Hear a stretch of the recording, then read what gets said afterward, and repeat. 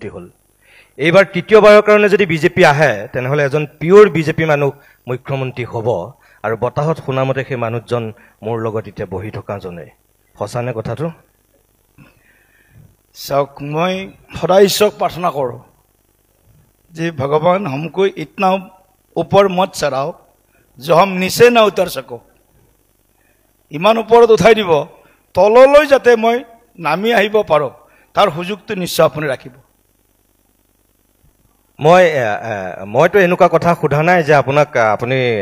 ভাৰতবৰ্ষৰ প্ৰধানমন্ত্ৰী দৌৰত আছে নেকি বুলি আপুনি অসমৰ এটা দলৰ সভাপতি সৰ্বানন্দ সোণোৱাল সভাপতি হৈ যদি মুখ্যমন্ত্ৰী হয় দিলীপ শইকীয়া সভাপতি হৈ মুখ্যমন্ত্ৰী হ'ব নোৱাৰাৰ কথা কি আছে কিছু বছৰ আমি অপেক্ষা কৰিম পিছত দেখা যাব কিছু বছৰ আমি অপেক্ষা কৰিম অপেক্ষাটো কিয় কৰিব বিচাৰিছে বৰ্তমান প্ৰতিদিন গোষ্ঠীৰ যি ধৰণৰ এটা সুন্দৰ আপোনালোকে কাৰ্যসূচী লৈছে অসমখনক আগবঢ়াই লৈ যোৱাৰ কাৰণে অসমখনক ভালকৈ আগবঢ়াই লৈ যাব লগা হ'লে অসমখনৰ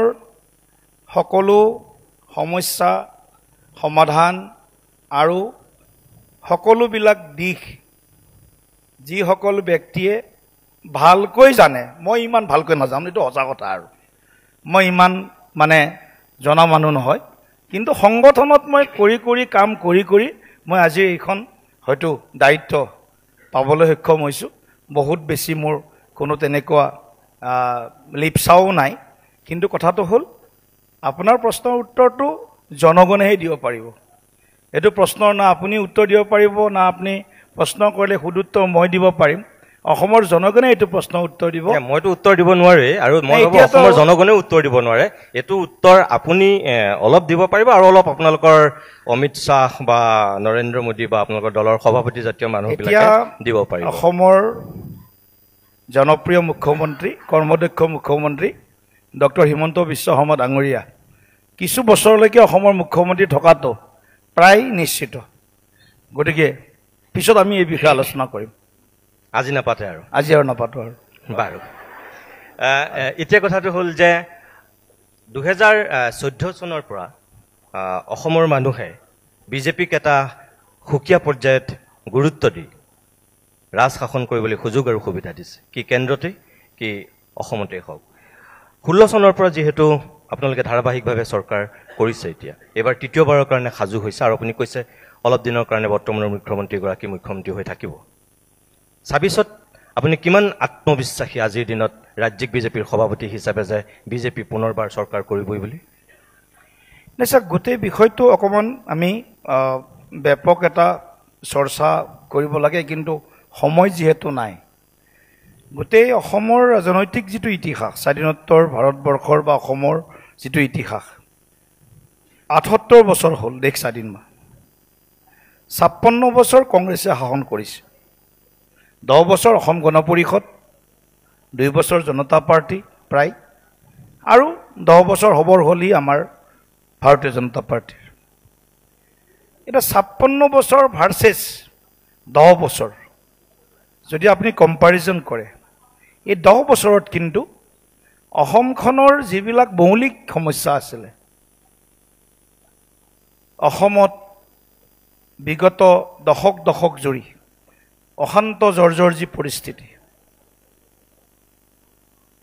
এটা মাহিয়াইৰ দৃষ্টিভংগীৰে অসমক চোৱা বুলি কেন্দ্ৰ চৰকাৰৰ ওপৰত থকা অভিযোগ তাৰ লগে লগে উন্নয়নৰ যিটো ধাৰা ইমান স্লো আছিলে ইমান তলখাপৰ আছিলে তলত আছিলে উন্নয়নমুখী যাত্ৰাটো তাৰ কাৰণে গোটেই বিষয়টো আমি ভালকৈ বুজি উঠিবৰ কাৰণে চেষ্টা কৰিলোঁ আৰু আমি দেখিলোঁ যে প্ৰথম পৰ্যায়ত 8খন ৰাজ্যৰ ভিতৰত 7 ভনী আৰু 1 ভাই 7 ভনী আগৰ পৰা আছিলে ছিকিম প্লাছত যোগ হ'ল গতিকে 1 ভাইও আমি পালোঁ 7 ভনী 1 ভাই 8খন ৰাজ্যৰ ভিতৰত অসমখন হৈছে মূল কেন্দ্ৰবিন্দু আৰু অসমত যদি শান্তিৰ পৰিৱেশ থাকে তেতিয়াহ'লে অসমত প্ৰগতিৰ যাত্ৰাটো শক্তিশালী হ'ব সেইকাৰণে অসমৰ যিমান উগ্ৰবাদী সংগঠন আছিলে বা বিচ্ছিন্নতাবাদী সংগঠন আছিলে তেওঁলোকৰ লগত এটা আলোচনা প্ৰক্ৰিয়া ভাৰত চৰকাৰে আৰম্ভ কৰিলে 2020 চনত বিটিআৰ পিছ একৰ্ড 2021 চনত কাৰ্বি পেক্ট 2022 চনত আদিবাসী পিছ একৰ্ড 2023 চনত আলফা প্ৰটক্স পিছ পেক্ট এই আটাইকেইটা সংগঠনৰ লগত ভাৰত চৰকাৰে ৰাজ্য চৰকাৰৰ লগত আলোচনা কৰি কেইবাখনো শান্তি চুক্তি বা শান্তিৰ আলোচনা কৰিলে আৰু আজি আমি দেখিলোঁ যে 10,000তকৈ অধিক এনেকুৱা উগ্ৰবাদী সংগঠনৰ কেডাৰ মেইন ষ্ট্ৰীমলৈ উভতি আহিছে বুলেটৰ সলনি বেলতলৈকে তেওঁলোকে আস্থা ব্যক্ত কৰিছে যিটো এটা যিটো কম যে আমি এটা ড্ৰেষ্টিক এটা তেওঁৰ মাইণ্ডছেটৰ যিটো এটা সলনি আমি দেখিবলৈ পাইছোঁ আৰু আটাইতকৈ ডাঙৰ কথাটো হৈছে মাইণ্ডছেটটো এটা নতুন দৃষ্টিভংগী লৈ এটা ইতিবাচক চিন্তাৰে অসমখনত আমি শান্তিৰ এটা বাতাবৰণ সৃষ্টি কৰি প্ৰগতিৰ দিশটো শক্তিশালী কৰাৰ চিন্তা কৰিলোঁ আপোনালোকে ইমানখিনি 56 বছৰ কংগ্ৰেছ ভাৰ্চেছ 10 বছৰ বিজেপি আপুনি 10 বছৰত ইমানখিনি উন্নয়ন হোৱাৰ কথা যিটো কৈছে হয় কিছু ক্ষেত্ৰত চকুত লগা কিছু উন্নয়ন হৈছে এইটো আমি অস্বীকাৰ কৰিব নোৱাৰোঁ কিন্তু তাৰ পিছতো বিজেপি বা আপোনালোকৰ মুখ্যমন্ত্ৰীয়ে হওক বা আন একাংশ নেতাই হওক উন্নয়নটোক এই আপুনি কোৱা শান্তিৰ পৰিৱেশটোক অগ্ৰাধিকাৰ দিয়াতকৈ সাম্প্ৰতিক সময়ত আমি দেখিছোঁ যে একদম সম্পূৰ্ণৰূপে হিন্দু মুছলিম মেৰু বিভাজনৰ এটা ৰাজনীতি সাম্প্ৰদায়িকৰণৰ এটা পৰিৱেশ সেইবিলাকক লৈহে যেন নিৰ্বাচনটোৰ সন্মুখীন হ'ব বিচাৰিছে তেনেকুৱা এটা পৰিৱেশ প্ৰত্যক্ষ কৰিছে অসমৰ মানুহে কিয় চাওক মই মাইণ্ডছেটৰ কথা কওঁতে মই যুৱ প্ৰজন্মৰ দৃষ্টিভংগীৰ কথাটো ক'ব লাগিব যুৱ প্ৰজন্মই হতাশাত ভুগিছিল নিৰাশাত ভুগিছিল APSCৰ ইণ্টাৰভিউ দিয়ে এক্সামিনেশ্যন দিয়ে চাকৰি নাপায় ৰাকেশ পাল যদি সন্তুষ্ট নহয় তেতিয়াহ'লে যিমানেই মেৰিট নাথাকক ল'ৰা ছোৱালীয়ে চাকৰি নাপায় সংস্থাপন নাপায় চৰকাৰী সংস্থাপন নাপায় ৰাকেশ পালক কোনে বহুৱালে চেয়াৰমেন সেইবিলাক কথা অসমৰ ৰাইজে জানে মই আজি ডিটেইলছত নাযাওঁ আজি অসমৰ যুৱ প্ৰজন্মৰ মানসিকতাৰ সলনি হ'ল আৰু সলনি হোৱাৰ যিটো পৰিৱেশ বিজেপি চৰকাৰে আনিলে তাৰ কাৰণে এনভাইৰনমেণ্ট পৰিৱেশ এটা আনিবলৈ চেষ্টা কৰিলোঁ যে আমি অন মেৰিট আমি ল'ৰা ছোৱালীখিনিক নিবনুৱা যুৱক যুৱতীক চাকৰি দিম 27 লাখ আছিলে কংগ্ৰেছৰ দিনত 16 চনত এতিয়াও 20 লাখ আছে ৰেজিষ্টাৰ্ড আনএমপ্লয়ড ইউথ অসমত এতিয়াও 20 লাখ আছে কিন্তু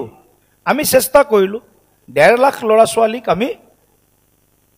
চাকৰি ট্ৰান্সপাৰেণ্ট ৱেট স্বচ্ছতাৰে চাকৰি দিলোঁ 2 লাখ ল'ৰা ছোৱালীক এতিয়া আমি টাৰ্গেট লৈছোঁ কেৱল চৰকাৰী চাকৰি নহয় এটা নিজাববীয়া উদ্যোগত সেল্ফ যিটো এমপ্লয়মেণ্ট অপৰচুনিটি যাক কোৱা হয় আজি 2 লাখ টকা আৰু 5 লাখ টকাৰ আমি তেওঁলোকক সুবিধা দিছোঁ উইদাউট এনি ইণ্টাৰেষ্ট ফ্ৰী লোনছ নাই দিলীপ শইকীয়া মই সেইটো আপোনাক ক'লোৱে যে সেইখিনি আমি জানো দেখিছোঁ অসমৰ মানুহে গম পাইছে যে APSC সঁচাকৈ আপোনালোকে সৰ্বানন্দ সোণোৱালৰ দিনত নিকা কৰাৰ এটা পদক্ষেপ ল'লে তাৰপিছত ছাত্ৰ ছাত্ৰীলৈকে আপোনালোকে যিখিনি সহযোগিতা আগবঢ়াইছে স্কুটি দিয়াৰ পৰা একেবাৰে ফ্ৰী এডুকেশ্যনলৈকে সেইখিনি খুব প্ৰশংসনীয় ভাল কাম আনকি মহিলাসকলকো স্বাৱলম্বী হ'বৰ কাৰণে যথেষ্টখিনি কৰিছে মই আপোনাক সেইটোৱে সুধিছোঁ যে এইখিনি গুৰুত্ব দিয়াতকৈ আপোনালোকে যে সাম্প্ৰদায়িক ৰাজনীতিক বেছি অগ্ৰাধিকাৰ দি আগবাঢ়িব বিচাৰিছে তাৰ কাৰণটো কি মাইণ্ডছেটটো মই কথাটো কৈ আছিলোঁ আপুনি মাজত আৰু ক'লে মাইণ্ডছেটটো অকল যুৱক যুৱতীৰে সলনি হৈছে এনেকুৱা নহয় এছাম সংবাদ মাধ্যমৰো মাইণ্ডছেট সলনি হৈছে মই যে আপোনালোকক টাৰ্গেট কৰি কথা কোৱা নাই এটা সময় আছিল যিটো সময়ত কিছু সংবাদ গোষ্ঠী হয় ইফালে নহয় সিফালে আছিল এতিয়া কিন্তু সংবাদ গোষ্ঠীয়েও এটা নিজৰ চিন্তা নিজৰ কৰ্মশৈলীৰে তেওঁলোকেও কথাটো মানে খুব সুন্দৰভাৱে পৰিস্থিতিৰ পৰিৱেশ দেখি এটা পজিটিভিটি এটা পজিটিভ মাইণ্ডছেট এটা আমি সংবাদ মাধ্যমৰ ক্ষেত্ৰতো দেখিবলৈ পাইছোঁ গতিকে এটা পজিটিভ মাইণ্ডছেট যেতিয়া আহে তেতিয়া উন্নয়নৰ ধাৰাটো চাৰিওফালৰ পৰা শক্তিশালী হয় আৰু আপোনাক কৈছোঁ কেৱল চৰকাৰী খণ্ডতে নহয় বেচৰকাৰী খণ্ডত আজি নিযুক্তি ছেমি কণ্ডাক্টৰ নিচিনা ইণ্ডাষ্ট্ৰী অসমত হ'ব কোনো কল্পনা কৰিব পৰা নাছিলে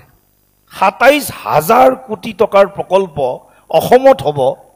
১০,০০০ যুৱক যুৱতীয়ে ডাইৰেক্টলি হওক ইনডাইৰেক্টলি হওক তাত তেওঁলোকে কৰ্মসংস্থাপন পাব এই কথাটো চিন্তা কৰিব পৰা মানুহটো ডক্টৰ হিমন্ত বিশ্ব শৰ্মা প্ৰধানমন্ত্ৰী শ্ৰদ্ধেয় নৰেন্দ্ৰ মোদী ডাঙৰীয়া ইয়াৰ আগত যি উদ্যোগ আছিলে এটাৰ পাছত এটা উদ্যোগটো শেষ হৈ গ'ল গতিকে এতিয়া উদ্যোগীকৰণৰ এটা বাতাবৰণ দিয়াৰ পৰিৱেশ হৈছে মানুহৰ বেলেগ বেলেগ আজি বহুজাতিক কোম্পানীয়ে হওক বা ফৰেইন ডাইৰেক্ট ইনভেষ্টমেণ্টে হওক বা বিভিন্ন ধৰণে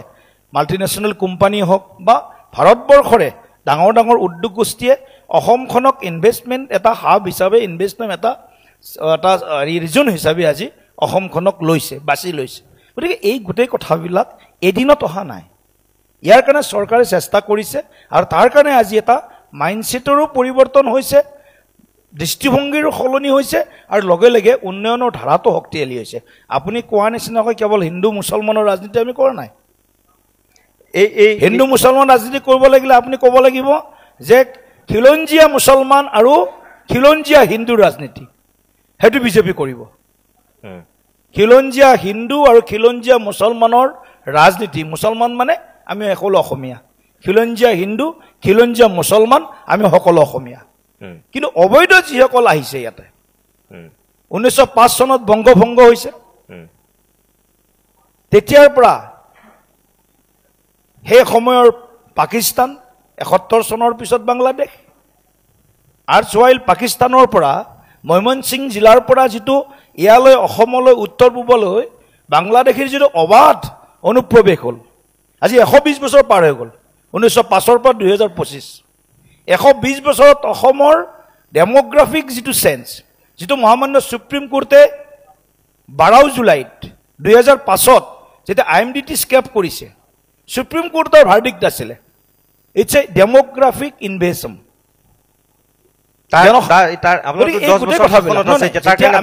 হিন্দু মুছলমানৰ কথা ক'বলৈ যাম নিশ্চিতভাৱে আজি আমি এই গোটেই কথাটোক আমি স্পষ্টভাৱে ক'ব বিচাৰিছোঁ আপোনালোকৰ জৰিয়তে আমি অসমৰ খিলঞ্জীয়া হিন্দু আৰু খিলঞ্জীয়া মুছলমানৰ সৰ্বতোকালৰ বাবে সুৰক্ষাৰ বাবে ৰাজনীতি কৰিম ইয়াত কোনো ধৰণৰ ইয়াত লুকাবলগীয়া কথা নাই আৰু যিসকল নেশ্যনেলিষ্ট মুছলমান যদি কোনোবা আৰু আহে খ্ৰীষ্টান কোনোবা আহে তেওঁলোকক লোৱাৰো আমাৰ আপত্তি নাই খ্ৰীষ্টান নেশ্যনেলিষ্ট বৌদ্ধিষ্ট নেশ্যনেলিষ্ট হওক জৈন নেশ্যনেলিষ্ট হওক মুছলিম নেশ্যনেলিষ্ট হওক গতিকে নেশ্যনেল পাৰ্চপেক্টিভত ৰাষ্ট্ৰীয় হিতৰ বাবে ৰাষ্ট্ৰ প্ৰথম নীতিক যিসকলে গ্ৰহণ কৰিব সেইসকল যি ধৰ্ম সম্প্ৰদায় নহওক কিয় তেওঁলোকক গ্ৰহণ কৰি ভাৰতীয় জনতা পাৰ্টীয়ে ভাৰতবৰ্ষৰ উত্থানৰ কাৰণে অসমৰ উত্থানৰ কাৰণে তেওঁলোকক লগত লৈ ৰাজনীতি কৰিব এটা লাইনত যদি আপুনি মোক এটা উত্তৰ দিয়ে আজিৰ দিনত বিজেপিৰ সঁচাকৈ বিদেশী খেদাৰ ক্ষেত্ৰত আজিৰ দিনত স্পষ্ট স্থিতি আৰু নীতিটো কি প্ৰশ্নটো কঠিন কিন্তু উত্তৰটো একেবাৰে সহজ বিদেশী কোন স্বদেশী কোন আমাৰ অসমৰ শত্ৰু কোন মিত্ৰ কোন প্ৰথম সেইটো জানি ল'ব লাগিব বিদেশী স্বদেশীৰ সংজ্ঞাৰ আগত অসমৰ শত্ৰু কোন অসমৰ মিত্ৰ কোন সেইটো প্ৰথম অসমীয়া মানুহে স্থিৰ কৰিব লাগিব অসমখনৰ খিলঞ্জীয়া মানুহৰ অস্তিত্ব বিপদাপন্ন কৰি মই ক'লো নে ১২০ বছৰ হ'ল ১৯৬৯ চনত ইষ্ট পাকিস্তানত তেতিয়া ভয়ংকৰ এটা চিভিক ৱাৰ হৈছিলে আৰু তাৰ পৰা মানুহ তেতিয়া ইমান আহিলে আৰু ৭১ চনৰ যেতিয়া সেন্সাস হ'ল সেই ৭১ চনৰ সেন্সাসত এটা ভয়ংকৰ তথ্য পোৱা আহিল মই তথ্যৰ তেখেতৰ নামটো মই আপোনাৰ SD তেখেতৰ নাম হ'ল SL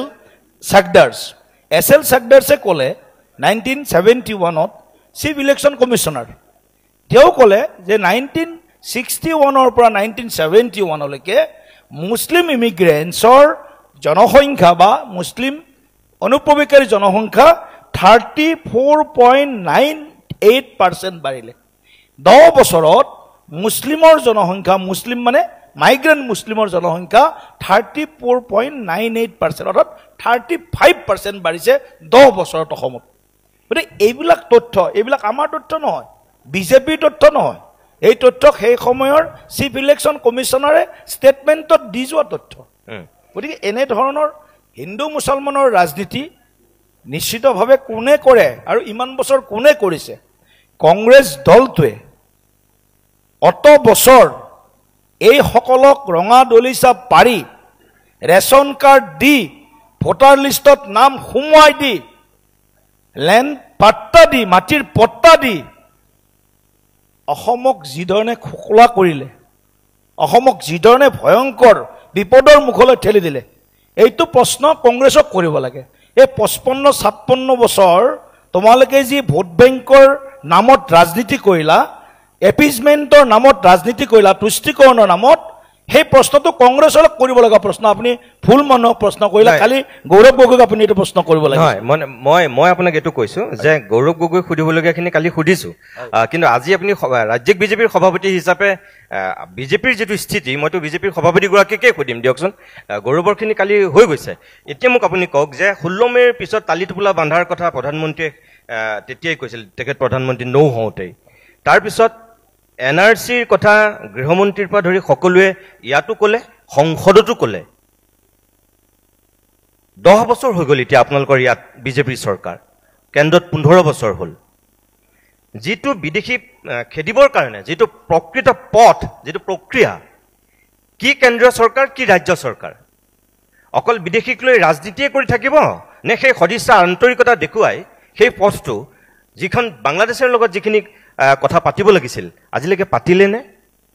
আজিলৈকে পুছবেক কৰিবৰ কাৰণে যেটো নীতি ল'ব লাগিছিল হেতু ল'লে নে আপোনালোকৰ সৌখিদিনাখন এই চৰকাৰৰ দিনত কেইটামান পঠিয়াই দিছিল তাৰপিছত আকৌ উভতাই লৈ আহিব লগা হ'ল আহি পেলাই কাৰোবাক ডিটেনশ্যন কেম্পত ৰাখিলে কোনোবা গৈ নিজৰ ঘৰ পালেগৈ এই 10 বছৰত আপোনালোকে কিমানজন বিদেশী খেদিলে মই আকৌ আপোনাক এইটো প্ৰশ্নই কৰিম জনে বিদেশী খেদিব লাগিছিল যাৰ দিনত বিদেশী আহিলে তেওঁলোকে বিদেশী নেখেদিলে বিদেশীক আপোন কৰি ললে তেওঁলোকে নেখেদিলে কাৰণে বিজেপি শাসনলৈ আনিছিলে আপোনালোকে খেদিব বুলি কৈছিলে আপোনালোকৰ খেদাৰ দায়িত্ব আপোনালোককে দিছিলে বিদেশী খেদাৰ কাৰণে মাজত অসমৰ চৰকাৰে এটা ঐতিহাসিক নিৰ্ণয় লৈছে কেবিনেটে ইমিগ্ৰেণ্টছ এক্সপালছন ফ্ৰম আছাম এক্ট 1950 এইখন নেহৰু লিয়াকত যিখন চুক্তি হৈছিলে এই চুক্তিখনত ভাৰতবৰ্ষৰ স্বাৰ্থক বিসৰ্জন দি তদানীন্তন প্ৰধানমন্ত্ৰী নেহৰুৱে পাকিস্তানক সমৰ্থন কৰা একদম মানে নগ্নভাৱে পাকিস্তানৰ স্থিতিৰ পক্ষ লোৱা সেই ধৰণৰ এখন চুক্তি হৈছিল তাৰ পিছত ইমিগ্ৰেণ্টছ এক্সপালছন ফ্ৰম আছাম এক্ট 1950 আইন গৃহীত হৈছিল আৰু সেইখন আইনো কাৰ্যকৰী নকৰিলে শৰৎ সিংহৰ দিনত কংগ্ৰেছ লেড গভৰ্ণমেণ্ট শৰৎ সিংহৰ দিনত 1969ত যিমান বিদেশী সোমালে যিটো কথা কৈছে SL চেটগাৰে কৈছে যে সেই সময়ত কংগ্ৰেছে পুছবেক কৰিব পাৰিলেহেঁতেন নকৰিলে এতিয়া তেওঁলোক ভোটাৰ লিষ্টত নাম সোমাই গ'ল আপোনালোকে আকৌ একাংশ মিডিয়াই কৈ দিব এওঁলোকৰতো ভোটাৰ লিষ্টত নাম আছে এওঁলোকৰতো ৰেচন কাৰ্ড আছে এওঁলোকৰতো ৰেভিনিউ ভিলেজ এওঁলোকৰ তাতে ইলেক্ট্ৰিচিটি আছে এওঁলোকৰ তাতে আয়ুষ্মান ভাৰতৰ কাৰ্ড আছে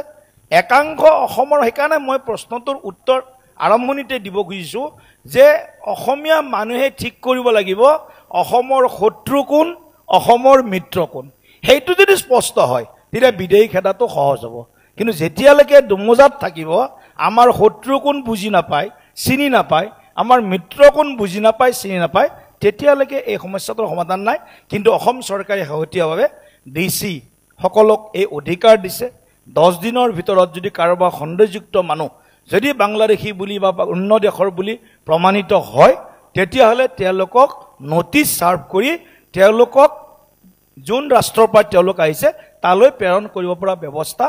ইমিগ্ৰেণ্টছ এক্সপালছন ফ্ৰম আছাম এক্ট 1950 জৰিয়তে এইটো কৰিব পৰা যাব কিন্তু এইটো কামটো কংগ্ৰেছে কৰিব পাৰিলেহেঁতেন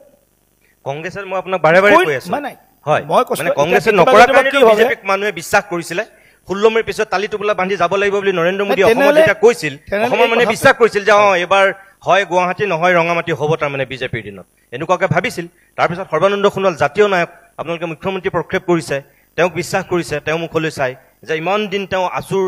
যোগেদি আন্দোলন কৰা মানুহ এজন যেতিয়া মুখ্যমন্ত্ৰী হ'ব অসমৰ দীৰ্ঘদিনীয়া সমস্যাটোৰ সমাধান হ'ব। তাৰপিছত যিজন দ্বিতীয় লেফটেনেণ্ট আহিল তেখেত হিমন্ত বিশ্ব শৰ্মাক মানুহেতো সকলোৱে ভাবি ল'লে যে ইমান ডাইনেমিক মানুহ, তেওঁৰ দিনত চাগে আৰু বেছি হ'ব। কিন্তু কি পালে তাৰমানে মই সেইটোৱে কৈছোঁ, আপোনালোকে যিটো প্ৰতিশ্ৰুতি দিলে সেই প্ৰতিশ্ৰুতিটো কি ৰক্ষা কৰিছে? সকলো অসমৰ ৰাইজে নিশ্চয় দেখিছে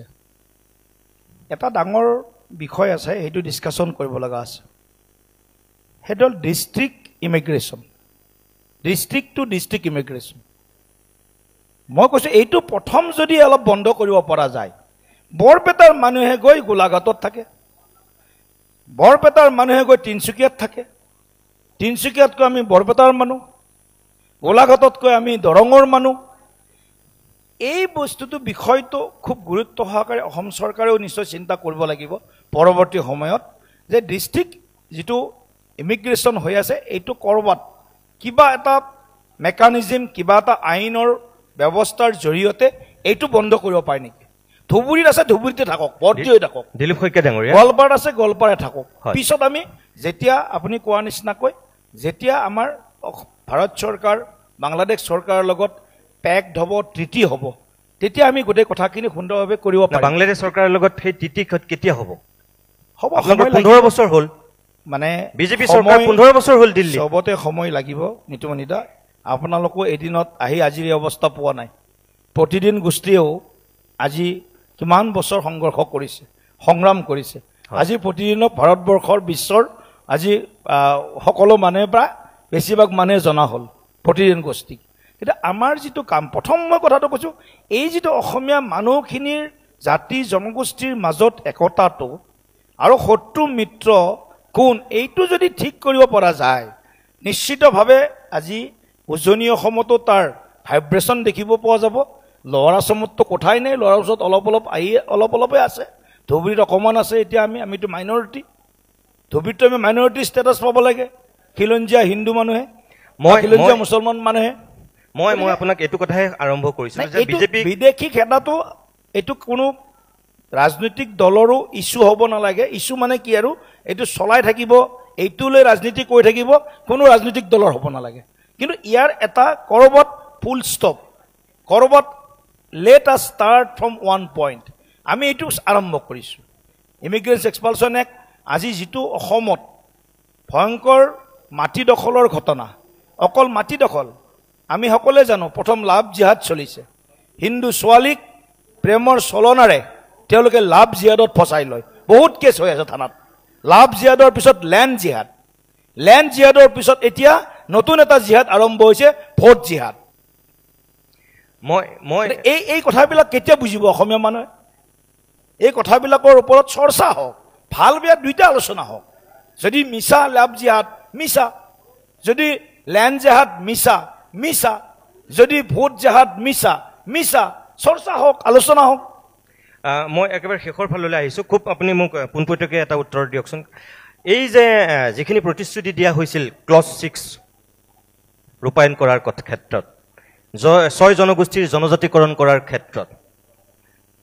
বিগ ডেম আপোনালোকে কংগ্ৰেছৰ দিনত যেতিয়া হৈছিল আপোনালোকে তাত গৈ প্ৰতিবাদ কৰিছিল, বিগ ডেমৰ বিৰোধিতা কৰিছিল। এতিয়া আপোনালোকে বিগ ডেমৰ সম্পূৰ্ণ পোষকতা কৰে। 6 জনগোষ্ঠীক লৈ আজিও উত্তাল হৈ আছে অসম। আপাৰ অসমত মৰাণ মতকে কি পৰিৱেশৰ সৃষ্টি কৰিছে আপুনি গম পায়, নামনিত কোচ ৰাজবংশীসকলে কি কৰিছে আপুনি গম পায়। এই যে এতিয়া নিৰ্বাচনৰ আগমুহূৰ্ততহে তেওঁলোকৰ কথা চৰ্চা কৰিম বুলি ক'বলগীয়া হৈছে, পাতিম বুলি ভবা হৈছে, কিয়? এই 10 বছৰত আপোনালোকে 6 মাহতে কৰিম বুলি কৈছিলে 6 জনগোষ্ঠীৰ জনজাতিকৰণটো, আজিলৈকে যে নকৰিলে, কিয় কৰিব নোৱাৰিলে? 6 জনগোষ্ঠীৰ জনজাতিকৰণৰ বিষয়টো আমি অসমৰ জনগণে মোটামুটিভাৱে ইয়াৰ কিছুমান নীতিগত দিশৰ উপৰিও কিছুমান টেকনিকেল কিছুমান মানে সমস্যা আছে। এতিয়া সুপ্ৰিম কোৰ্টত কেছ চলাই থৈছে, বিভিন্ন সংগঠনে সুপ্ৰিম কোৰ্টত কেছ চলাই থৈছে যে আমি যি পাই আছোঁ তাত কোনো হিন্দেৰী হ'ব নোৱাৰে। বৰ্তমান যিসকলে ST ষ্টেটাছত ৰিজাৰ্ভেশ্যনৰ যিটো নাম হেৰি পাই আছে, পাৰ্চেণ্টেজ পাই আছে, তাত কোনো ধৰণৰ হিদনেৰি হ'ব নোৱাৰে এটা ভাৰতৰ সংবিধানে কৈছে যে 51%ৰ ওপৰত কোনো ৰিজাৰ্ভেশ্যন নহ'ব এতিয়া যদি আমি ছটা জনগোষ্ঠীক দিব লাগে এইখিনি এক্সিষ্টিং যিসকলে পাই আছে তাতে কৰবাত হয়তো কাৰোবাৰ অকণমান কমিব কাৰোবাৰ অকণমান বাঢ়িব এনেকুৱা ধৰণৰ পৰিৱেশ এটা হ'ব যিখন ইয়াৰ পৰা অসম চৰকাৰে যিখন কংগ্ৰেছ দিনত এটা ৰিজলিউশ্যন পঠাই দিছিলে তাত কোনো আগপিছ নাই না সেইখিনি আমি গম পাওঁ গতিকে মই আপোনাক এতিয়া পোনপটীয়াকৈ এইটোহে সুধিছোঁ যে বিজেপিয়ে 6 জনগোষ্ঠীৰ জনজাতিকৰণ কৰিব নে নকৰে নিশ্চিতভাৱে 2-3টা জনগোষ্ঠীৰ জনজাতিকৰণৰ ক্ষেত্ৰত মোটামুটিভাৱে নীতিগতভাৱে আৰু সৈদ্ধান্তিকভাৱে মোটামুটি কাম আগবাঢ়ি গৈছে এটা কোনকেইটা বুলি ক'লে আপোনালোকৰ এটা মই ক'লে অকণমান অসুবিধা হ'ব কিন্তু 2-3টা জনগোষ্ঠীৰ মোটামুটিভাৱে তেওঁলোকৰ কামটো প্ৰায় registrar general of India RGI home ministry মোটামুটিভাৱে এটা গ্ৰীণ ছিগনেল দিছে আছে 2টা মেজৰ জনগোষ্ঠীৰ কথা গতিকে তেওঁলোকৰ লগতো চৰ্চাবিলাক আৰম্ভ হৈ আছে আৰু আমি আশা কৰিম কমচে কম অলপকৈ হ'লেও সৰুবৰ জাতি জনগোষ্ঠী যিসকলে হয়তো ST এই মাত্ৰ যে আপুনি ক'লে 2-3টাৰ কথা তাৰমানে আপুনি এই 6 জনগোষ্ঠীৰ ভিতৰত মানে ভাগ কৰি পেলাই কাৰোবাক কৰিব কাৰোবাক নকৰিব তেনেকুৱা 2-3টা সৰু জনগোষ্ঠী আছে আজি কিছুমানৰ জনসংখ্যা বেছি কিছুমানৰ জনসংখ্যা কম সেই কথাটো আপুনিও বুজি পায় মইও বুজি পাওঁ সকলো শুনা মানুহে বুজি পায় গতিকে কিছুমান ইয়াত কেৰেক্টাৰিষ্টিক্স আছে এনেতো ST ষ্টেটাছ নাপায় কিছুমান বেছিক কেৰেক্টাৰিষ্টিক্স আছে বৈশিষ্ট্য আছে বৈশিষ্ট্যখিনি পূৰ্ণ কৰিব পাৰিলে এটা জনগোষ্ঠী যি জনগোষ্ঠী ST বিচাৰি আছে মই পাৰ্টিকুলাৰ নকওঁ নামটো তেওঁলোকৰ মাজতো দুভাগ হৈ আছে মানুহ এওঁলোকে কিয় পাব লাগে এওঁলোকে কিয় পাব নালাগে তেওঁলোকৰ মাজতো ভাগ আছে গতিকে মই এইটো নকওঁ যে পাব নালাগে আমি কমিটমেণ্টলি আমি 6 জনগোষ্ঠীৰ কথাটো কি ধৰণে তেওঁলোকক আমি ST ষ্টেটাছ দিব পৰা যায় সেই কথাটো চিন্তা ভাৰত চৰকাৰ অসম চৰকাৰে খুব মানে সংবেদনশীলতাৰে এইটো চিন্তা কৰি আছে নিশ্চিতভাৱে ইয়াৰ সমাধান ওলাব কিন্তু মই এইটো আহ্বান জনাম যে অসমৰ এই খিলঞ্জীয়া জাতি জনগোষ্ঠী লোকসকলৰ কাৰণে ভাৰতীয় জনতা পাৰ্টীৰ চৰকাৰে আশাৰ আৰু বিশ্বাসৰ আৰু সাহসৰ প্ৰতীক হিচাপে আজিও থিয় দি আছে ভৱিষ্যতৰ দিনতো যি কৰিব লাগিব বিজেপি চৰকাৰৰ দিনতেই কৰিব লাগিব আগৰ চৰকাৰৰ দিনত একো নাপালো আৰু ভৱিষ্যত চৰকাৰ বেলেগ দলৰ চৰকাৰ আহাৰ আশা একেবাৰে ক্ষীণ আপোনাৰ কথাৰ ইংগিতত মই এটা কথা সুধিব বিচাৰোঁ শেহতীয়াকৈ মৰাণসকলে উজনি অসমত ব্যাপক প্ৰতিবাদ কৰিছে তাত চৰকাৰৰ পৃষ্ঠপোষকতা আছে নেকি নাই এই কথাটো প্ৰশ্নৰ উত্তৰটো আমালৈ আহিব নালাগে সেইটো তেওঁলোকক সুধিব লাগে যিসকলে আন্দোলন কৰি আছে আমিতো চৰকাৰখনে কাবাক আন্দোলন কৰিবৰ কাৰণে পৃষ্ঠপোষকতা যোগাব এইটোতো নাভূত নাচুত কথা এটা গতিকে এই ক্ষেত্ৰত আমাৰ মন্তব্য একো নাই কিন্তু এই প্ৰশ্নটো উত্তৰ যিসকলে আন্দোলন কৰি আছে তেওঁলোকৰ নেতৃত্বহে বা তেওঁলোকেহে দিব পাৰিব এটা কথা আপুনি মোক সোধক কালি গৌৰৱ গগৈ ডাঙৰীয়াই ইয়াত আহি কিছুমান কথা কৈ গৈছে সেই সন্দৰ্ভত এটা প্ৰশ্ন সোধক শেষেই হ'ব মৃণালদা আহিলেই মৃণালদা আহিলে একেবাৰে দৰ্শকে সুধিবই নাই আপুনি নাই মই আপুনি কৈছে কাৰণে মই বাৰু আপোনাক উলিয়াইছো কথাটো গৌৰৱ গগৈ কেন্দ্ৰিক যিটো ৰাজনীতি শেহতীয়াকৈ হৈছে মই 1 মিনিট কথা এটা কৈ দিছোঁ যিসকলে কুৱেশ্যন কৰিবলৈ বিচাৰে যে কুইকলি কৰক ইয়াৰ পিছতে আমি কুৱেশ্যনছ ল'ম কিন্তু সেইটো কাৰণে ক'বলৈ আহিছিলোঁ মই হয় মই আপোনাক এইটোহে ক'ব বিচাৰিছোঁ যে ইমানখিনি আপোনালোকে উন্নয়ন কৰিছে প্ৰগতি কৰিছে আপুনি এইমাত্ৰ ক'লে যে অনন্তকাললৈ মানে কংগ্ৰেছ বা কোনোবা দল নাহে বিজেপি অনন্তকাললৈ কোৱা নাই অলপমান দীঘলীয়া সময় ইমান মানে কি নাহা আছে হয় দীঘলীয়া সময়ৰ কাৰণে এইটো এটা মানে দীঘলীয়া সময়ৰ কাৰণে বিজেপি চৰকাৰত থাকিব ইমানখিনি আত্মবিশ্বাস থকাৰ পিছতো ক'ৰবাত বাৰু আপোনালোকক গৌৰৱ গগৈ ভোটে খেদি ফুৰিছে নেকি আমি গৌৰৱ গগৈ আৰু শক্তিশালী হোৱাটো বিচাৰিছোঁ আপোনালোকেতো নেৰেটিভ কৰে আমি কিবা শংকিত হৈছোঁ নেকি আমি গৌৰৱ গগৈ বেছি শক্তিশালী হোৱাটো বিচাৰিছোঁ ধুবুৰীত গৌৰৱ গগৈ বেছি শক্তিশালী হওক বৰপেটাত গৌৰৱ গগৈ বৰপেটা এটা পাৰ্টিকুলাৰ অংশত গৌৰৱ গগৈ বহুত বেছি শক্তিশালী হওক গোৱালপাৰাত একেবাৰে শক্তিশালী হৈ যাওক এটা অঞ্চলত দৰঙৰ দলগাঁৱত গৌৰৱ গগৈ হৈ যাওক গতিকে এনেকুৱা অঞ্চলবিলাকত গৌৰৱ গগৈ শক্তিশালী অলপ হ'ব আৰম্ভ হৈছে বা হওক, কোনো আপত্তি নাই। কিন্তু নলবাৰী, কমলপুৰ, ডিব্ৰুগড়, শিৱসাগৰ, শদিয়া, তিনিচুকীয়া, এনেকুৱা জেগাবিলাকত গৌৰৱ গগৈ শক্তিশালী হ'ব নোৱাৰে। আপুনি আজি এই কথাটো অসমৰ জনগণে এই কথাটো ক'ব। মই দিলীপ শইকীয়া আপুনি কৈছে কাৰণে মই কওঁ, গৌৰৱ গগৈ কিন্তু যোৰহাট আৰু শিৱসাগৰৰ হৃদপিণ্ডৰ পৰাই কিন্তু বিপুল সংখ্যক ভোট লৈ পেলাই লোকসভালৈ নিৰ্বাচিত হ'ল। হাত চাপৰি বজাবিলাক আৰু এবাৰ শুনিব। তাৰ 6 মাহ পিছত গৌৰৱ গগৈক সেই ভোটাৰসকলে পঞ্চায়ত নিৰ্বাচনত একেবাৰে তাৰ পৰা য'ত নেকি 100টা ভোট পাইছিল, তাৰ পৰা হয়তো ক'ৰবাত 15টা, ক'ৰবাত 18টা ভোট কংগ্ৰেছ দলে পাইছে। অৰ্থাৎ যোৰহাট লোকসভা সমষ্টিৰ 40টা জিলা পৰিষদৰ 40টাতে ভাৰতীয় জনতা পাৰ্টি জিকিছে, কোনেও জিকা নাই। এবাৰ হাত চাপৰি মাৰক। ঠিকেই কৈছে। মই গৌৰৱ গগৈৰ মেজিক বেছি দিন নচলে, মানে 6 মাহ পিছতে বেলুনত পাম গুচি গ'ল। আৰু এতিয়া আকৌ কিবা কানিটো ওলাই আছে, এতিয়া SIT নাই সেইটোতো আপোনালোকে ইনভেষ্টিগেশ্যন টিম ৰিপৰ্ট আহি গৈছে। গতিকে এইবিলাক কথাটো আছে আৰু এইবিলাক আচল কথাবিলাক ওলাবহে এতিয়া। সেইটোকে মই ক'লো যে 10 ডিচেম্বৰত আপোনালোকে কৈ আছিলে যে বোমা ফুটিব। 10 ছেপ্টেম্বৰত 10 ছেপ্টেম্বৰত যিটো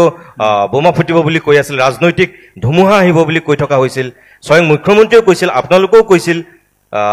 আন নেতাসকলেও কৈছিল। এতিয়াতো সেইদিনাখন সেই ৰাজনৈতিক ধুমুহা আহিল। 10 ছেপ্টেম্বৰত গৌৰৱ গগৈ এটা ধুনীয়া বিহু নাছিলে, সেইটো মোৰ বহুত ভাল লাগিছে। এতিয়া গৌৰৱ গগৈ ডাঙৰীয়া আৰু কিমান বিহু নাচিব পাৰে, এপ্ৰিললৈকে নাচিব পাৰে নে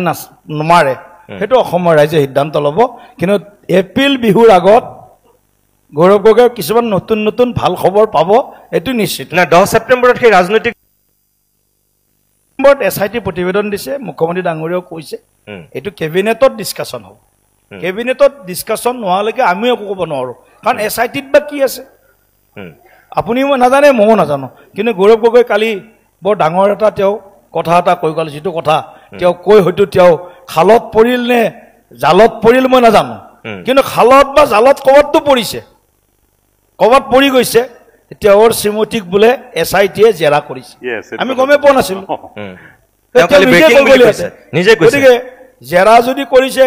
তেওঁ কৈ দিয়ক, তেনেহ'লে ময়ো বা তেওঁ পাকিস্তানলৈ কেইবাৰ গৈছিলোঁ সেইখিনি কথাও কৈ দিব লাগিছিল। কৈছে তেওঁ এবাৰ গৈছে বুলি কৈছে। এতিয়া ঠিক আছে, তেওঁ এবাৰ গৈছে, কোনফালেদি গৈছে এইটো কৈ দিয়ক। আটাৰী বৰ্ডাৰেদি গৈছে নে দিল্লীৰ পৰা ডাইৰেক্ট কৰাচীত নামিছে, নে হেৰিৰ পৰা আমাৰ চৌদি আৰবৰ পৰা গৈছে, নে লণ্ডনৰ পৰা গৈছে, এইখিনি কথা কৈ দিয়ক। তেওঁৰ শ্ৰীমতী, তেওঁৰ ল'ৰা ছোৱালী দুটা, অসমীয়া খিলঞ্জীয়া মানুহৰ আমাৰ যিবিলাক উপাসনা, আমাৰ যিবিলাক আমি য'ত বিশ্বাস কৰোঁ, উপাস্য দেৱতাত বিশ্বাস কৰোঁ, সেইবিলাক উপাসনা, সেইবিলাক উপাস্য দেৱতাত বিশ্বাসী হৈ আছেনে আজিৰ দিনটোত, সেইবিলাক কথাও কৈ যাওক। সেইবিলাক লাগিব ন অসমীয়া হিচাপে। তৰুণ গগৈ ডাঙৰীয়াৰ নাতি দুটা যদি অসমীয়া নহয়, ভাৰতীয় নহয়, ইয়াতকৈ দুখৰ কথা। আৰু তেওঁ কালি দুবাৰ মই অলপমান শুনিছিলোঁ, তেওঁ ক'লে যে তেওঁৰ 3টা তেওঁৰ এডভান্টেজ বুলি কৈছিলে। ছেকেণ্ড এডভান্টেজ কৈছিলে তেওঁ প্ৰয়াত মুখ্যমন্ত্ৰী গৌৰৱ গগৈ ডাঙৰীয়াৰ সন্তান। আমাৰ দুৰ্ভাগ্য, আমিতো আমাৰ পিতাটো মুখ্যমন্ত্ৰী নহয়, আমাৰ 14 জনমত কোনো মুখ্যমন্ত্ৰী নহয়, MLA হোৱা নাই। তেওঁ AC ৰুমত থাকে, তেওঁৰ হেৰি হৈ গ'ল, ডাইৰেক্ট আহি গ'ল পলিটিক্সত, বাই ইলেকশ্যনত MP হৈ গ'ল, তাৰপিছত 2টা ইলেকশ্যনত MP হ'ল। খুব ভাল, তেওঁৰ ভাগ্যখন ভাল। কিন্তু অসমীয়াৰ ভাগ্য ভাল হ'বনে নহয় তেওঁৰ নেতৃত্বত, সেইটো আটাইতকৈ ডাঙৰ প্ৰশ্ন। হয়, মই আপোনাক ধন্যবাদ জনাইছোঁ। আৰু মই সকলোকে ক'ম যে আপোনালোকে যিখিনি দিলীপ শইকীয়া গৌৰৱ গগৈ ছাবজেক্টৰ ওপৰত কৰিলে বুজি ভাল পাম, কাৰণ আনচাৰবিলাক বৰ ইণ্টাৰেষ্টিং হৈ গৈ আছে। কিন্তু প্ৰথম কুৱেশ্যনটো মানে যিটো আহিছে, মই পঠিয়াই স্ক্ৰীণত আহিব, এইটো তোমালে ডাইৰেক্ট একদম মানে ঘৰুৱা প্ৰশ্ন, তুমি ভালেই পাবা। কাৰণে first question please see on the screen. তেওঁ আহিছে Siddharth Sarathi Nath. Can you just raise your hand and show' your face? এই সন্মুখত আছে আপোনাৰ, এইজন আপোনাৰ সন্মুখত থিয় হৈ থকা ল'ৰা। Siddharth, thank you for good question. নলবাৰীত আপুনি ভৱিষ্যতলৈ MLA হ'বনে? চাওক, ৰাজনীতিত ভাগ্য চমকি যায়, ভাগ্য বনাব খুজিলেও বনাব নোৱাৰে। আৰু এতিয়া মই ভবা নাছিলোঁ MP হ'ম বুলি, মই ভবা নাছিলোঁ বিজেপিৰ নিচিনা ৰাষ্ট্ৰীয় দল ৰুলিং পাৰ্টিৰ প্ৰেচিডেণ্ট হ'ম বুলি এই সময়ে কৈ লৈ গৈছে গতিকে যদি কেতিয়াবা সময় আহে ইমান জলদি নাই বাৰু কেতিয়াবা সময় আহিলে মই অলপ যেতিয়া বয়স বেছি হ'ব 11টা লোক বিধানসভা সমষ্টি কভাৰ কৰাটো অলপ বৰ কঠিন হয় তাৰপিছত সময় আহিলে কেতিয়াবা নলবাৰী হওক ওচৰ পাজৰৰ সমষ্টিত বিধানসভা বিধায়ক হিচাপে নিৰ্বাচন খেলাৰ মোৰ হয়তো মন এটা আহিব এতিয়া অহা নাই কাৰণ এতিয়া মোৰ অকণমান মই ভাবোঁ যে মোৰ এতিয়া দৌৰিব পৰা ঘূৰিব ফুৰিব পৰা অলপ হেৰি আছে শক্তি সামৰ্থ্য আছে এইখিনি কৰি যাম আৰু মই 2011 চনত নলবাৰীত বিধানসভা নিৰ্বাচন খেলিছিলোঁ আৰু জয়ন্ত মল্ল বৰুৱা ডাঙৰীয়াৰ বিৰুদ্ধে খেলিছিলোঁ মই মোৰ ইণ্টাৰেষ্টিং মানে দুটা কথা মই কৈ দিওঁ 2011 প্ৰথম নিৰ্বাচন জয়ন্ত মল্ল বৰুৱাৰ এগেইনষ্টত মই খেলিলোঁ তেওঁ জিকিল মই হাৰিলোঁ পাছত তেওঁ বিজেপিত আহিল তেওঁ 5 বছৰৰ কাৰণে MLA হৈ গ'ল 2019ত মই ভুৱনেশ্বৰ কলিতাক হৰুৱালোঁ 1,40,000 ভোটত কংগ্ৰেছৰ পাৰ্টি 2020ত ভুৱনেশ্বৰ কলিতা আকৌ বিজেপিৰ পৰা MP হ'ল মোক লোকসভাৰ পৰা MP কৰিলে 5 বছৰৰ কাৰণে আৰু ভুৱনেশ্বৰ কলিতা বিজেপিৰ পৰা MP হ'ল ৰাজ্যসভাৰ 6 বছৰৰ কাৰণে এইটো ভাল কথা কৈছে দেই তোমাক যিজনে হৰুৱাই তেওঁৱে লাভ হয় যাক হৰুৱাইছোঁ তেওঁৱে বিজেপিত আহিছে গতিকে সেইটো ইণ্টাৰেষ্টিং আৰু accidentally assault di pabo nalagisil I think you got the same question and next one question tumare jaka ahise I think tumare ahile Mohammad Yunus of Bangladesh threatens us to divide Assam and Northeast how will Assam government tackle this other than the eviction ask এই কথা ইউনিছৰ যেটো statement আছিল আজি পুৰা 3-4 মাহ আগৰ কথা আছিল তেও নৰ্থ ইষ্টৰ সম্পদৰ ওপৰত ভৱিষ্যতৰ দিনত তেওঁলোকৰ অধিকাৰ সাব্যস্ত কৰিম বুলি এটা তেও ভয়ংকৰ এটা ভৱিষ্যবাণী এটো ইউনিছৰ মই আপোনাক যেহেতু ইয়ং জেনাৰেশনৰ মানুহ এটো ইউনিছৰ ভৱিষ্যবাণী নহয় এটো এটা সময়ত জিন্নাই দেশ স্বাধীন হোৱাৰ সময়ত কৈছিল হাসকে লিয়া পাকিস্তান লড়কে লেঙ্গে হিন্দুস্তান জিন্নাই কৈছিল এটা সময়ত আৰু তাৰ পিছত বাংলাদেশ যেতিয়া সৃষ্টি হ'ল 71ত তাৰ পিছত বাংলাদেশত থকা মৌলবাদী শক্তিটোৱে তেওঁলোকৰ সপোন আদৰ হৈ থকা কাৰণে গোটেই অসম উত্তৰ পূৰ্বাঞ্চলক এটা গ্ৰেটাৰ বাংলাদেশ সোনাৰ বাংলাদেশ বনোৱাৰ তেওঁলোকৰ এটা ভিতৰে ভিতৰে পৰিকল্পনা আছে 22 কিলোমিটাৰ সেকেন্ড নেক যেটো নেকি আটাইতকৈ ভয়ংকৰ কথা যেটো সময়ত ভাৰত চৰকাৰে যদি হেঁচা দিলেহেঁতেন তেতিয়া হয়তো আমাৰ হেতু 40 45 55 কিলোমিটাৰ আমাৰ এই যেটো সেকেন্ড নেকৰ যেটো আমাৰ যেটো টোটাল যেটো ব্ৰেড সেই ব্ৰেডটো আমাৰ বৃদ্ধি কৰিব পাৰিলোহেঁতেন নকৰিলে এটা ভয়ংকৰ এটা দিক আছে এটা গুড কোৱেশ্চন তাৰ কাৰণে মই ধন্যবাদ দিছো কিন্তু এইটো কেৱল ইউনিছৰ মানে কথা নহয় এটো হেনেকুৱা নেতৃত্ব মৌলবাদী ইসলামিক শক্তিৰ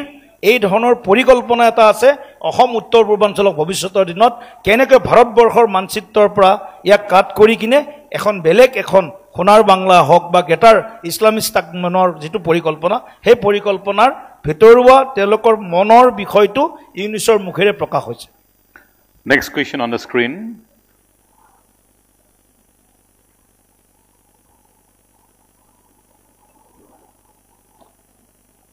Assam has been grappling with floods for years. What is the BJP's long-term plan to address this recurring problem and ensure proper flood control infrastructure? Antarix Bharadwaj. Long-term plan.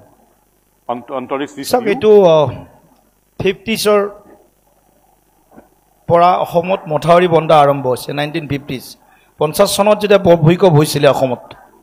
বৰ ভূমিকম্পৰ পিছত অসমত মথাউৰি বন্ধা কামটো আৰম্ভ হৈছে আৰু তাৰ পিছত মথাউৰি বান্ধিলে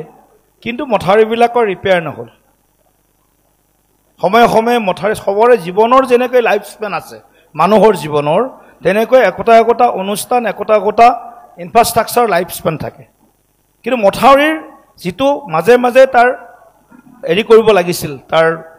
মেৰামতি কৰিব লাগিছিল হেতু কৰা নহল কিন্তু বিজেপি চৰকাৰ অহাৰ পিছত প্ৰায় সমূহ মথাউৰি আমি প্ৰায় মেৰামতি কৰিছো আপুনি জানিব যোৱা 2-3টা বছৰত মথাউৰি যেটো আগত বৰষুণ আহিলে নদীত পানী উফন দিলে কৰবাত মথাউৰি ভাঙে কিন্তু এতিয়া লাহে লাহে মথাউৰি ভাঙাটো কমিছে কিন্তু লং টাৰ্ম প্ল্যান মাননীয় গৃহমন্ত্ৰী অমিত শাহ ডাঙৰীয়াই কিছু কাম আগবঢ়াইছে আজি মই কলে আপোনালোকে ভাব 6 জনগোষ্ঠীৰ জনজাতিকৰণৰ নিচিনা কথা নিচিনা হ'ব গতি সেই কথাটো মই আজি নকওঁ কিন্তু কিছুমান লং টাৰ্ম পৰিকল্পনা ডাঙৰ আমি ৰিজাৰ্ভাৰ আৰু ভুটানৰ লগত কিছুমান কথা পাতিব লগা আছে এনেকুৱা অৰুণাচল প্ৰদেশৰ পানী মেঘালয়ৰ পানী গতিকে এই গুটে অসমৰ পানীটো কেৱল অসমৰ বৰষুণৰ পানী নহয় এই কথাটো সকলোৱে জানিব। এইটো পানীটো আহিছে অৰুণাচল প্ৰদেশৰ পৰা বহুত সংখ্যক আৰু মেঘালয়ৰ পৰা বহুত পানী আহিছে, যাৰ কাৰণে অসমে ভুগি গুৱাহাটীত বানপানী। আজি গোটেই কথাখিনি তথ্য সহকাৰে প্ৰকাশ হৈ গৈছে। এই গুৱাহাটীৰ ভয়ংকৰ যি বানপানী, সেই বানপানীৰ মানে মূলত আছে মেঘালয়ৰ পৰা। মই সংবাদ অনুষ্ঠানটোৰ নাম নকওঁ বাৰু, অনুষ্ঠানটোৰ নাম ক'লে আকৌ গণ্ডগোল হৈ যায়। গতিকে তেনেকুৱা অঞ্চলবিলাকৰ পৰা অহা পানীয়ে গুৱাহাটীক ভয়াৱহ বিপদত পেলাইছে। কিন্তু আপোনাৰ প্ৰশ্ন ঠিক আছে, কিয় এটা long term planning for flood control and erosion control, দুইটাই, কেৱল বানপানীয়ে নহয়, গৰাখহনীয়া সমস্যাৰো এটা সমাধানৰ দিশ ভাৰত চৰকাৰে চিৰিয়াছলি বিবেচনা কৰি আছে। মই এটা সুধিব পাৰোঁ নেকি, মন গৈছে? সোধক আপুনি। গৌৰৱ গগৈক অলপ বেছি গুৰুত্ব দিছে নেকি বিজেপিয়ে? এতিয়া কথাটো হ'ল, ভাৰত পাকিস্তানৰ যেতিয়া খেলা হয়, ভাৰত পাকিস্তানৰ খেলা হওঁতে বহুদিন আগৰ পৰাই এটা শিহৰণ আহে। এতিয়া গৌৰৱ গগৈৰ ক্ষেত্ৰত তেনেকুৱা আছে। গৌৰৱ গগৈ যেন পাকিস্তানী মানে মানসিকতাৰ ব্যক্তি, আৰু হিমন্ত বিশ্ব শৰ্মা বা আমিবোৰ যেন ভাৰতীয় মানসিকতাৰ ব্যক্তি। কাৰণ তেওঁৰ কিছুমান কথা কৰ্মত, প্ৰশ্নত, পাৰ্লিয়ামেণ্টত এনেকুৱা ধৰণৰ কিছুমান দিশ প্ৰতিফলিত হৈছে। সেইকাৰণে চৰ্চাটো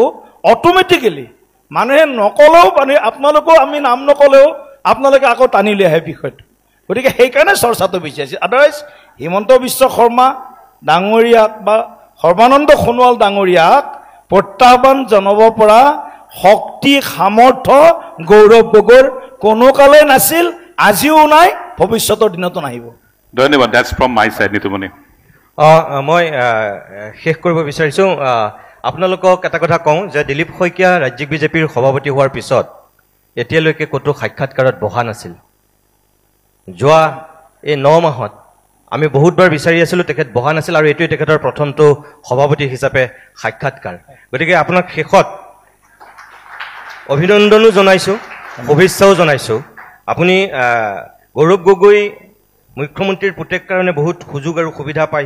এই পৰ্যায়লৈ আহিছে বুলি আপুনি কিছু সময় পূৰ্বে কৈ গৈছে। কিন্তু আপুনি একো তেনেকুৱা পৰিৱেশত নথকাৰ পিছতো আপুনি খুব তলৰ পৰা আহি আহি দলীয় বিষয়বাদ লৈ লৈ এতিয়া আপুনি সাংসদ হোৱাৰ পিছত আপুনি সভাপতি হৈছে। ভৱিষ্যতলৈ আপুনি মুখ্যমন্ত্ৰী হোৱাৰ সপোন নেদেখেনে? আকৌ একেই প্ৰশ্ন। চাওক, সপোন দেখিব লাগে আৰু ডাঙৰ সপোন দেখিব লাগে। ডক্টৰ APJ আব্দুল কালামে কৈ গৈছে, থিংক বিগ,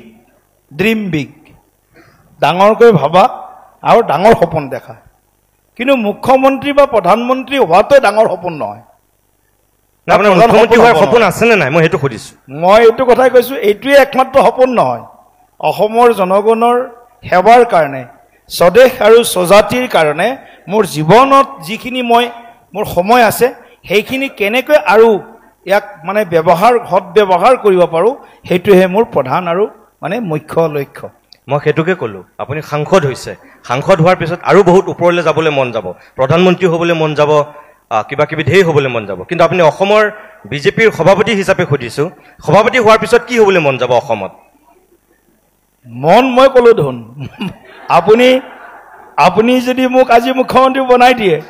বনাই দিব পাৰে, কোনো আপত্তি নাই। কিন্তু মুখ্যমন্ত্ৰী বনোৱাৰ কাৰণে এটা ব্যৱস্থা আছে নহয়। মুখ্যমন্ত্ৰী হ'ব লাগিলে আপুনি বাৰু সেই কথাটো কিহবাৰ ভয়ত ক'ব বিচৰা নাই নেকি? লিডাৰ নিৰ্বাচিত হ'ব লাগিব। নাই নহয়, মই একদম আপোনাক খোলাকে কৈছোঁ। আপুনি কিবা এটা যদি মোৰ গেৰাণ্টি দিয়ে আজি যে প্ৰতিদিন টাইমে মোক গেৰাণ্টি দিছে, জয়ন্ত বৰুৱা ডাঙৰীয়াই গেৰাণ্টি দিছে, ঋষিৰাজ বৰুৱা ডাঙৰীয়াই গেৰাণ্টি দিছে, নিতুমণি শইকীয়া, মৃণাল শইকীয়া ডাঙৰীয়া, মৃণাল তালুকদাৰ ডাঙৰীয়াই গেৰাণ্টি দিছে যে দিলীপ শইকীয়াৰ ওপৰত যিকোনো ভৱিষ্যতৰ আক্ৰমণ হ'লে আমি আছো বুলি ক'ব লাগিব। ভৱিষ্যতত এইটো গেৰাণ্টি দিব লাগিব। আপুনি গেৰাণ্টি দিব নোৱাৰে। মুখ্যমন্ত্ৰী হোৱাৰ এতিয়া মই আগতেও ক'লোঁ, এতিয়া সদ্যহতে কোনো সপোন নাই। মোৰ সপোন আছে আমি আমাৰ দলটোৰ জৰিয়তে আৰু ভাল কাৰ্যকৰ্তা নিৰ্মাণ কৰি আমাৰ সমাজখনক, অসমীয়া সমাজখনক কেনেদৰে সেৱা কৰিব পাৰোঁ, এইটো মোৰ প্ৰধান লক্ষ্য। গতিকে মুখ্যমন্ত্ৰী, প্ৰধানমন্ত্ৰী যিটো কথা কৈছে এইটোৱে অন্তিম লক্ষ্য হয় সিংহাসন সাৰতে জানা এইটো আমাৰ লক্ষ্য নহয় আপুনি এটা শব্দ সমাজক পৰিৱৰ্তন কৰাটো সমাজ পৰিৱৰ্তন কৰাটো আমাৰ প্ৰধান লক্ষ্য আৰু কাম ধন্যবাদ মই দিলীপ শইকীয়াক ধন্যবাদ জনাইছোঁ আৰু আপোনালোকেও চাগে মন কৰিছে তেখেতে এই কথাকেইটা কওঁতে এটা শব্দ ব্যৱহাৰ কৰিলে সদ্যহতে নাই ভৱিষ্যতলৈ আছে কিবা কাৰণত তেখেতে ক'ব বিচৰা নাই আৰু আমিও বুজি পাইছোঁ তেখেতে কিয় ক'ব বিচৰা নাই ধন্যবাদ আপোনাক শুভেচ্ছা জনালোঁ এইখিনি সময় দিয়াৰ কাৰণে বহুত বহুত ধন্যবাদ মোৰ বহুত কথা সুধিবলৈ থাকি গ'ল তথাপিও পুনৰ কৈছোঁ আপুনি সভাপতি হিচাপে প্ৰথমটো সাক্ষাৎকাৰ আমাৰ প্ৰতিদিনত আজি কনক্লেভত আপুনি বহিল বহুত বহুত ধন্যবাদ ভৱিষ্যত উজ্জ্বল কামনা কৰিছোঁ প্ৰতিদিন টাইমক মই আকৌ এবাৰ ধন্যবাদ দিছোঁ এইখন মঞ্চ মোক বাৰে বাৰে দি আছে কেৱল মোক বুলি নহয় অসমৰ গোটেই কথাখিনি সুন্দৰভাৱে ৰাষ্ট্ৰীয় প্ৰেক্ষাপটত বিশ্ব প্ৰেক্ষাপটত তুলি ধৰাৰ প্ৰয়াস কৰিছে বহুত বহুত ধন্যবাদ প্ৰতিদিন গোষ্ঠী